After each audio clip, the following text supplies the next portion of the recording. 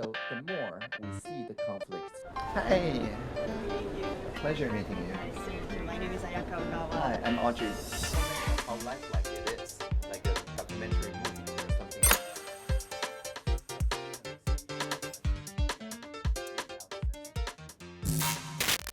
I'm so curious that you don't carry smartphone with you, like iPhone or Android. Is that But true? I carry a much larger. It's so large. Why do you avoid using smartphones? If I use touchscreen, I feel addicted very easily. But I vastly prefer the keyboard, something I can type, because it takes conscious action. I cannot mindlessly scroll on a keyboard. Don't you feel inconvenient in those style? Well, nowadays it's very convenient with the voice. Ah, okay. So I can say, "Hey Siri," to control it, and it's also still very intentional. I am gonna tell that to my 4-year-old daughter because she's like so stuck in the digital devices like smartphones. Well, I mean, this is also a digital device. Yeah. It's just very difficult to get addicted to it. It's just there to remind you once in a while. Does keeping some distance from everyday tech help you see it more clearly? I think the point is that technology should not distract us.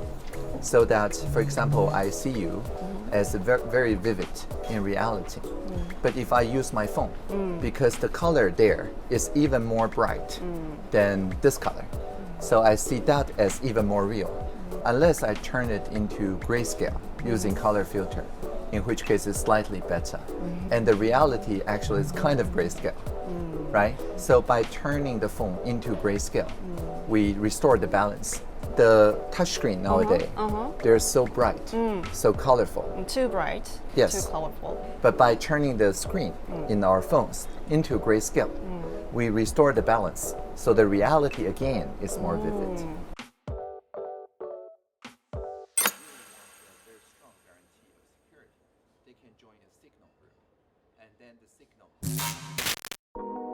What is hard again is that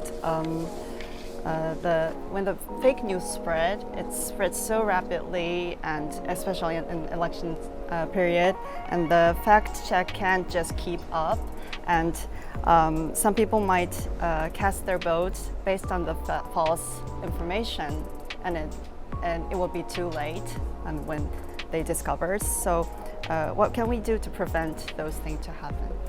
Indeed, in 2022, I deep-faked myself and shared it on social media, showing that it's coming, that everybody can look like anybody else. Because if you, during the election, see a deepfake spreading and say that's deepfake, it's already too late. But if 2 years before the election, you already say that deepfakes are coming to the next election, then everybody remember that. And once they see the deepfake, they don't fall for it. You can say, for example, that just because it looks like real, it's no longer real.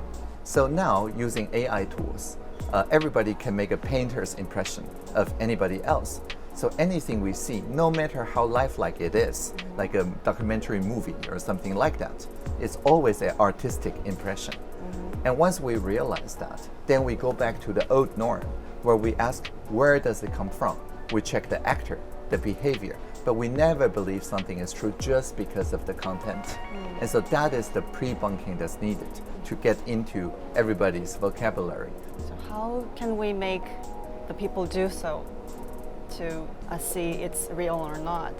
So for example, in Taiwan, when we deliberated about deepfake on social media, we sent message to 200,000 people asking them what they feel. The message come from 111. It's a trusted number. If you see it from 111, it came from the government, right? So that is checking the source, not the content. And the people came together and make a law that said, if you see Audrey Tang on Facebook trying to give you some crypto or something, that's fake.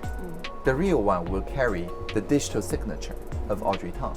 On the other hand, if people can together find out what's actually happening, that is to say, everybody learned the art of journalism, which is about checking the sources, balancing the sources, having a good delineation between news stories and opinions. Those very basic 101 thing you learn as a journalist.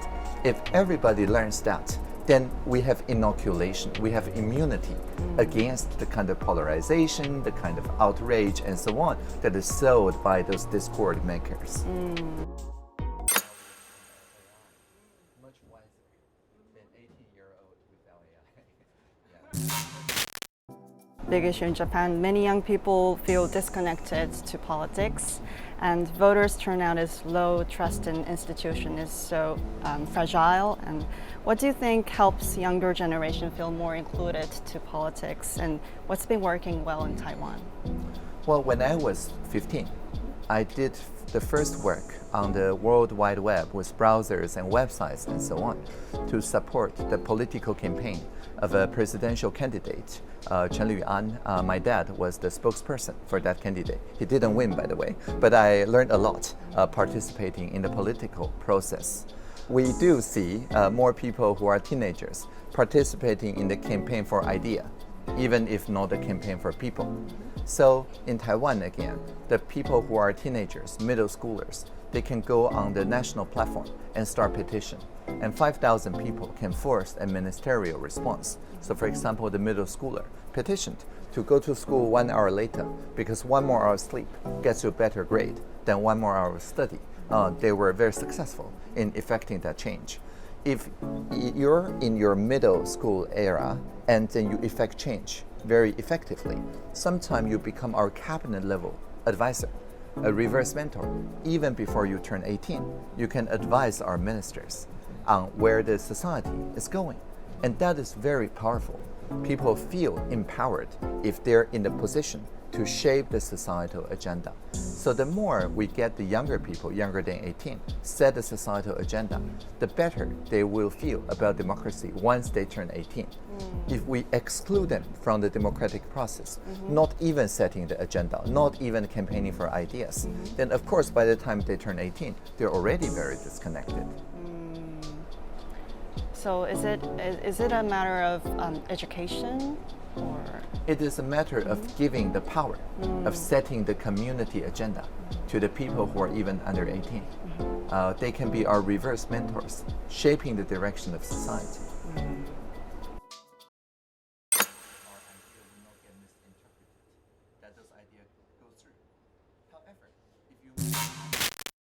One of the hardest things today is that some people seem too deeply rooted to the echo chamber and not only uninterested in dialogue but actively avoiding it.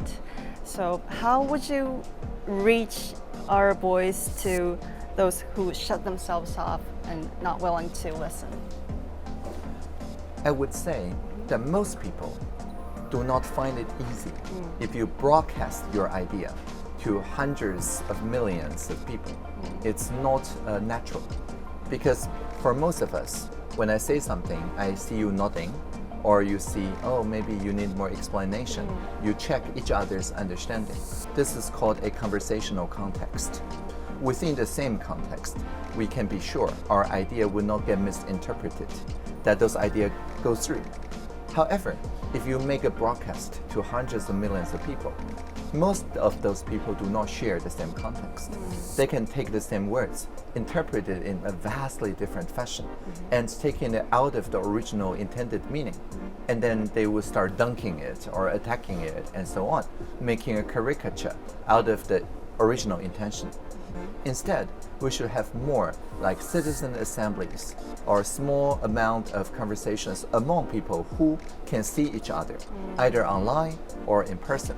Maybe just 10 people. Or what if people won't join the conversation? What would avoid joining the conversation? What should we do? So I wouldn't say there's one platform, just go to that platform. I say find the kind of platform that you are comfortable with, and then discover the people who share your values, even though maybe not exactly the same background, but your values, and then start a conversation together. It can be as easy as just 3 or 4 people, and it doesn't need to expand. The point here is that digital communities are best when they support each other across differences instead of dunking on each other because of differences. It's not just online. Divides in the real world are growing too, and especially in the United States, for example, we're seeing rising hostility towards minorities and immigrants. How do you see this trend of global polarization, and what's your biggest concern? I think for many people, the idea of social differences by itself is not the problem. But people rightfully fear that their tradition, like spiritual tradition, community tradition, and so on, will be forcibly erased by those people who practice different ideas. So how about the transgender people? They're having a very tough time in the United States. Well, again, I mean, I can see where the people who are afraid of, for example, being forcibly told that their pronouns, their way of using language, and so on must be changed, right? So, in a sense, this is a reaction to the previous ideas of kind of a radical reshaping of the language itself. To me, my pronouns are whatever. You can call me whatever. I don't really care. I cannot get offended. So I'm non-binary, not just in gender, but also in political ideology, left versus right. I'm also non-binary in terms of like urban-rural or different spirituality and things like that. And so I don't have in my mind half of the people are close to me, and the other half of people are the other people, the enemies or something like that. And so to practice this non-binary thinking, I think it's important to understand where they are coming from and coming to a mutual understanding of how to resolve those practical issues instead of just ideological issues one by one. So we're now living in a place where all the video, all the content are artistic impressions. What is your ideal vision of the world through using technology? I think my ideal vision is where technology aligns itself to society's needs, where the society holds the steering wheel of technology. My job is called Cyber Ambassador. Cyber comes from the Greek cybernetics, which means to steer, like steering a ship. Because in Silicon Valley, we hear that there's a very fast takeoff of AI coming, superintelligence or whatever.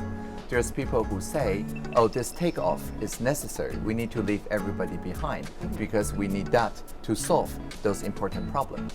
We also see people saying, no, the superintelligence itself is the big problem. We need to stop. But it's like saying the car should stop or you should get more gas into the pedal. But the most important thing about the car is not just the stop or the gas pedal, it's the steering wheel. If we can steer AI and other technology toward where the society wants, instead of just the next biggest super intelligent thing, then we can diffuse the technology in a way that is democratic, that is defensive, and also decentralized. And then we will be able to see AI as normal technology. And that is my sincere hope. Do you think the world is going forward to that vision? Well, definitely I see Japan and Taiwan. We think of AI and robots and so on, not as Terminator, to be terminated, but rather as Doraemon, to coexist peacefully with people. And part of the Doraemon ethics is that even though Doraemon have all sorts of different tools, they're all opt-in. And once it's opted in and doesn't quite work the way, then you can opt out. So you don't see the people in Doraemon, those children, logged into TikTok and just looking at TikTok every other episode. You see the technology being introduced, interact with society, keeping just the good parts and doing away with the bad parts. Again, it's like electricity, it's like the internet, it is as normal technology. Okay, please thank enjoy you the rest so of your much. time in Tokyo. Thank you. Thank you. ありがとうございます。